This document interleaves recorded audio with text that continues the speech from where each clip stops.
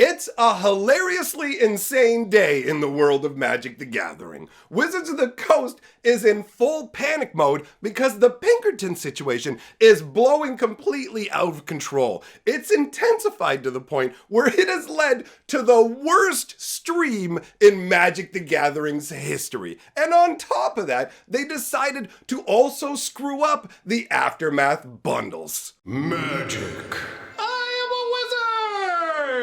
History. I'm an old wizard! The Magic Historian. My bones hurt. Greetings, owners of fine luxury cardboard rectangles, my friends. I hope the day finds you well because we have gathered for an absolutely ridiculous installment of Mega Magic News. Wizards of the Coast is incredibly incompetent as a company. So the Pinkerton situation has continued to cause big problems for them, and we're gonna dive into that. But first, let me get the other news out of the way because the stuff is so ridiculous that I'm not even gonna remember to talk about this other stuff afterwards. Let's talk about the Aftermath bundle situation first. So there's gonna be a delay with Aftermath bundles because Wizards printed all of the bundles with pictures of collector boosters on the back. But if they send those out to people, then they can get nailed for false contents in the packaging. So now they have to go and slap stickers on every single bundle to account for that, right? And this obviously chalks up to the insane pace that Wizards of the Coast is churning along at. Let's be very real about the Aftermath set. Now that we've seen it, you can tell that it really does feel like it was just carved off of the main set as something additional to sell. Even the collector boosters for it don't really have much to make them feel special. They technically have the extended bordered cards, but every collector's edition we've seen so far has something special to zazzle you up, right? You either get like a 1 out of 1 collector chase this ring, or some other craziness like when they cracked the Legends boosters and when every pack could have a Tundra Wolves from Legends. Get excited, Billy. You know, those kind of hype moves. So they're not doing any of that with Aftermath. So Aftermath already feels like a massively rushed product. And then you've got this bundle situation as well. Although, talking about the bundle, I will say the spin down die from it, it looks beautiful. It's great. I wouldn't mind that for my collection. The other thing I want to talk about before we start to talk about the insanity is the brainstorm situation, where that crazy Urza brainstorm that they created to use as like a reward for playing in the Pro Tour, come in top place, not Pro Tour, but playing in the pro events, right? And winning one of those events, you get that special Urza's brainstorm. Well, right now, there's only one available for sale, and it's being put out at the price tag of $100,000. Now, obviously, somebody has to buy it at that price for it to be considered the actual price, but it just shows the insanity of the current era of Magic and the way that Wizards is trying to artificially create secondary market boosted prices. And in this case, it's working. Ragavans, the special ones that they did, there's not even a one of, because these brainstorms are one per event. And as far as I understand, there's only going to be like 4 available at all. Maybe there's going to be more, but if there's only 4, if you want to place that, you have to get them all. This is a crazy chase item for now, right? Until Wizards reprints it with the same frame looking exactly the same in some product they're selling for $15 or a secret layer. Like, we've reached the point where Wizards of the Coast will like quadruple dip on things. And the best example of the insanity to me is they did a secret layer with the special Atraxa, with the special borders. And now in Aftermath, we have another Atraxa with the exact same kind of borders, right? There are such minor differences between them that Wizards is literally willing to undercut the secret layers they've sold, let alone promos they've given out. So to me, this is a red flag in terms of like the people who are selling these, yeah, get your money, son. But if you're thinking, hey, I'd like to acquire one of these big fat special daddy cards, understand that Wizards of the Coast doesn't give you any guarantee that they're not going to print the exact same card like a month later. So don't go too crazy with it. Little bit of a warning. Now, let's talk about the best Magic the Gathering Twitch stream ever conducted. And by that, I mean the worst Magic the Gathering stream ever conducted. This is the height of the intensity of the backlash over the Pinkerton situation. So, if you don't know exactly what's going on when I say Pinkertons, essentially what happened is Wizards sent a private firm to a Magic player's house and said, give us the cards that they got early, right? So they got their hands on Aftermath before it was supposed to be available. Wizards did their investigation in a terrible and uncomfortable way that felt insane to a lot of people. And as a result, there has been a massive and unending backlash. Originally, what I had planned to talk about was just how on all these different posts that you go to, you will find the Pinkertons at the top of everything, right? When they mentioned the stream that was going to happen yesterday, the Twitter post, all of the comments were basically like, if I see the cards, you're going to send somebody to my house to pull my eyeballs out? And like, it's just ridiculous, hilarious roasting that Wizards of the Coast deserves, right? And I mean, it is everywhere. So flash forward to today, and this Twitch stream is not normal. Wizards of the Coast has the problem where normally what they do with their streams is they go, we're going to spoil all these cards. We'll go through all the different cards. We'll talk about everything. But pretty much the entire set, maybe one or two cards, didn't get spoiled by that mega leak. So they were left scrambling. And it's crazy to me because they've had enough time for what happened to not happen, essentially, in terms of the way the stream went. It blows my mind how unprepared they were for this. And so they had to cobble together a new Twitch stream. And I'm going to say, go watch the stream if you have the stomach for it. It is an emotional roller coaster. First of all, first things first, normally when they do a Twitch stream, that takes like anywhere from 5 to 10 minutes of a stream starting, booting up. You know, they have those on every channel, right? I have it on my channel when I do my live streams. Just a couple minutes for everybody to file in. So I was ready for the stream to start, and I was listening to music, and I'm like, you know what? I can listen to one more song because I don't need to sit there for 5 minutes with an empty screen waiting. I'll just listen to one more tune. Yeah, Wu-Tang, let's do it. And then it ends, and boom, like 6 minutes past the stream start time, I click in expecting to be like, okay, it's going to take maybe another minute for it to start. We're already 3 steps in. Like they've got a little gauge down at the bottom where it tells you where we are on the stream. We're on the 3rd step already, and it's like 6 minutes into the stream. Normally these streams take time, but you can tell they are just like throttle, let's go, because all the comments on it are about the Pinkertons on the posts. And guess what? Floods the chat. And I mean floods the chat. All of these comments about it, to the point where the moderators just had to give up. They're like, well, we can't get rid of all this. They just like, it's a constant flow, right? They're getting rid of the rudest people. But there are a lot of people who were politely sharing their discontent, and it was impossible for the streamers to ignore. So, a warning, if you go and watch the stream, it will be uncomfortable. If you're a regular human and you care about other people, it might make you a little uncomfortable listening to the stream, especially at first, because you have Blake, the PR manager, who he's absolutely dead inside.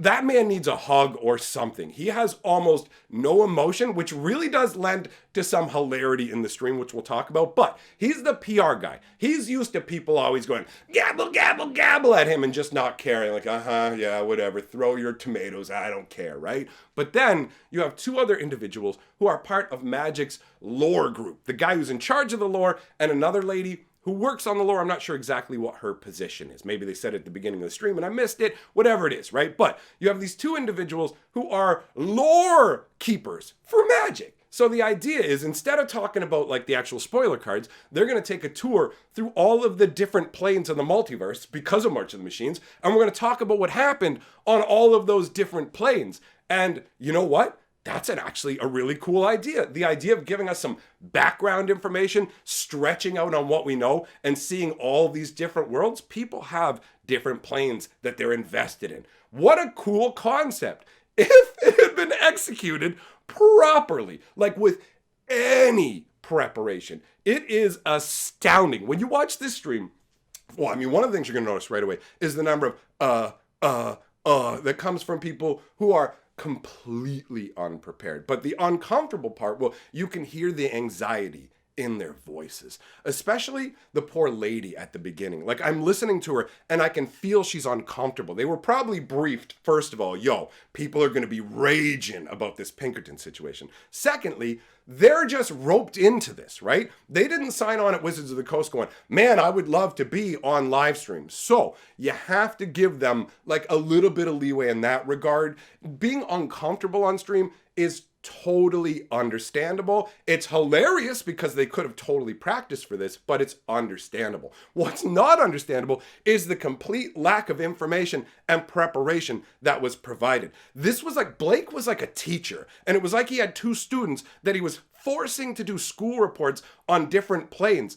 And they reluctantly gave some details. And sometimes though, and this was my favorite part, they started to get into it. They got a little more comfortable, right? And they're getting into the flow of what they're saying. Buddy's talking about, or was it, I don't remember which one of them was talking about it, but they're talking about the change and how now everything's shifted. Planeswalkers have lost their sparks mostly. And now there's apparently another way to travel through planes, but it's unknown and it might be a bit dangerous and deadly. And so she's talking about this. And then when she's done talking, Blake goes, all right.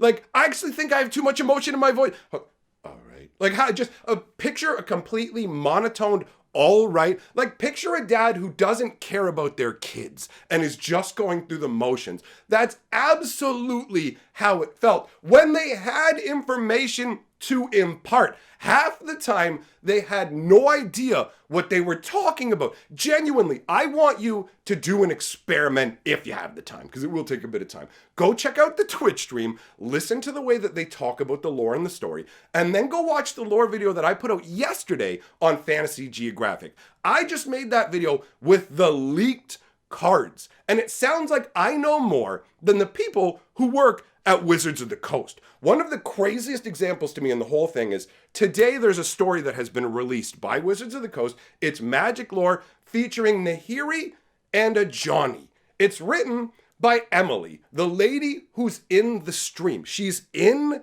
the stream. So somebody asks, yo, where's a Johnny? What's going on with the Johnny? And she can't answer. And it's like, you're the one who's right. You literally wrote, the story you wrote came out today, and it's about a Johnny, and you have no, like, he's off screen, I guess. Like, there was no ahead of time, hey guys, what are you comfortable with me? Like, Blake went and picked questions from the chat, and before he like started to pick the questions, he went, okay, so we're gonna do the Q&A. These guys are lore people. They don't know anything about anything other than lore. So only ask them lore questions. And I see all the things you guys are saying, but we're only here to talk about this. So anything else is outside the scope. It's as close to it as he can get. It's like, shut up. Stop talking about the Pinkertons. We're obviously never going to address it. It's terrible, Octic. Shut up. Like, you could just see it weighing down on all of them. But he asked, like, the chat is like, yo, I noticed that Sarkhan doesn't have green mana anymore. Like, what's going on with him? And so Blake turns and goes, so what's going on with Sarkhan? And they both are like, dead silence. Crickets, bro. Like, it's like a comedy routine. They have no idea. And that didn't just extend to the questions from the audience. When they went to Ravnica, they showed Niv Mizzet up on the screen, and they asked, Blake is like, yo, what's going on with Niv Mizzet? And Buddy, who's the head of lore, is just kind of like, I don't know. He's like, I think he's probably maybe assumed try to take power. Like, it's like they don't work for Wizards of the Coast, and they're not the ones responsible for the lore. If you wonder why nothing connects, the people who work for the company. It blows my mind. At one point, they showed Strixhaven, right? And they went, take a look. Here's Nassari and Plarg. And as I saw them, I was like, man, it really tweaks me that they turned all the professors into Phyrexians. And now they just show these as non-Phyrexians without explaining it. And then the lady on the stream goes, and here we see Nassari. And I thought to myself, oh, I'm actually going to get an answer I'm looking for. And she goes, here we see Nassari. And she's not Phyrexianized anymore. She's okay. And then they all just said, she just got better and laughed about it. They're literally laughing about the lore inconsistency. They don't know why she's better. They're just like, she got better, I guess. It's like one of the people in the stream is in charge of magic lore. You're the head of magic lore. What is this? This is the most like, how do you get to the point where you prepare to do this official stream and then you bring in the two people who are supposed to know about the lore and they can't answer any questions? Seriously, go check out the stream and tell me if they answer any questions actually effectively in a way that feels gratifying. It blows my mind that Wizards goes like 85% of the way with the lore and then just goes, like the story they put out yesterday. I couldn't even finish reading it. I started out and I'm like, okay, so what's going on here? Okay, so they kept part of Nissa's Phyrexian body for her, and now she's standing over it until Nissa comes and fills her hole with their boot, and then they're gonna eat out mangoes or papayas? What is this? What is this? Like, it's terrible. It's just awful. So right now, Wizards is just messing it up entirely. The whole point of the stream was to distract from the Pinkerton situation by talking about magic lore. They brought in two people to talk about the magic lore who are supposed to be the ones who know about the magic lore. One of them, they both work for Wizards. One of them wrote the story that came out today about a Johnny and can't tell us what's going on with the Johnny. Like, I feel like I'm taking crazy pill, friends. That's it. Oh, wait, I feel like I'm taking crazy pills. A whole bunch of them, not just one, because I'm out of my mind. Anyways, that ends this rant. I'll be live streaming over on my channel, the other one tonight, if you want to come by for some more ranting, because I got more to say, but it's pretty good. It's going to get pretty repetitive at this point. So, big shout out to my patrons. I'm heading off to cool down because it's too ridiculous for me. Peace!